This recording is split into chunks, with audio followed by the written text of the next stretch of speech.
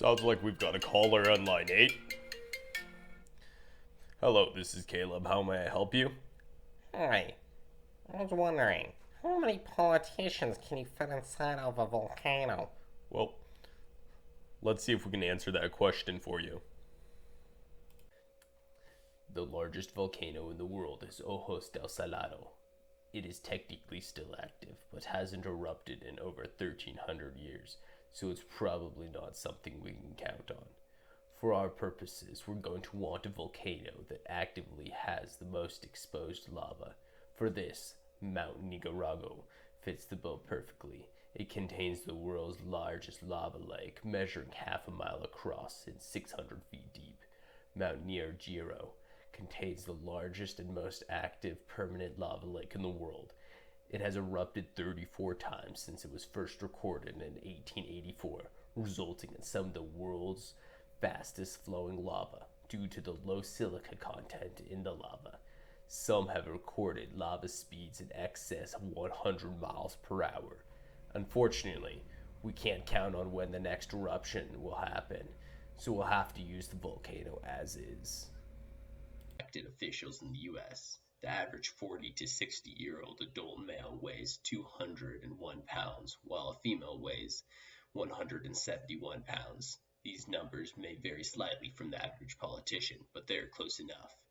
If we do some quick math to take into account the relative proportions of males to females in office, we get an average weight of 192 pounds for a politician.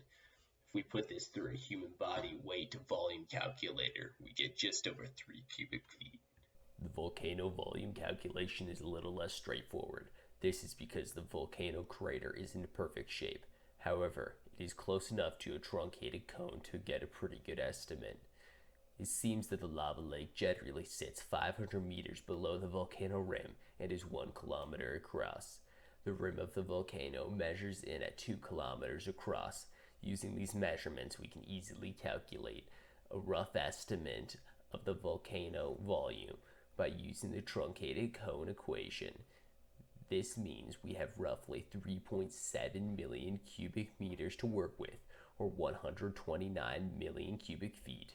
If we divide this number by 3, we get enough space for 43 million politicians, more than enough space for now, and we may even be able to fit in some IRS agents. Now we have to think like a politician and ask ourselves, how do we make money off of this situation?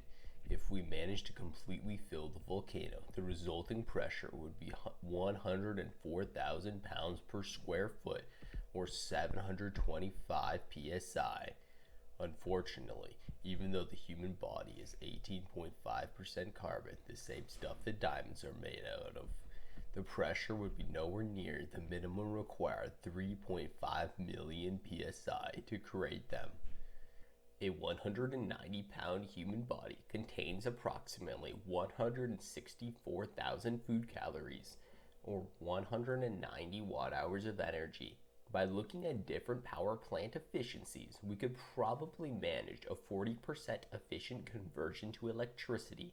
This leaves us with 76 watt-hours per politician, or just enough to charge the new iPhone 14 Pro Max 4.5 times. If the full 43 million politician capacity were utilized, it would give us 3.3 million kilowatt hours, which is enough to power 305 average American households for a year. At 14.5 cents per kilowatt hour, which is the national average, we can sell the electricity for $462,600, or just over 1 cent per politician, which is quite the generous valuation for a politician.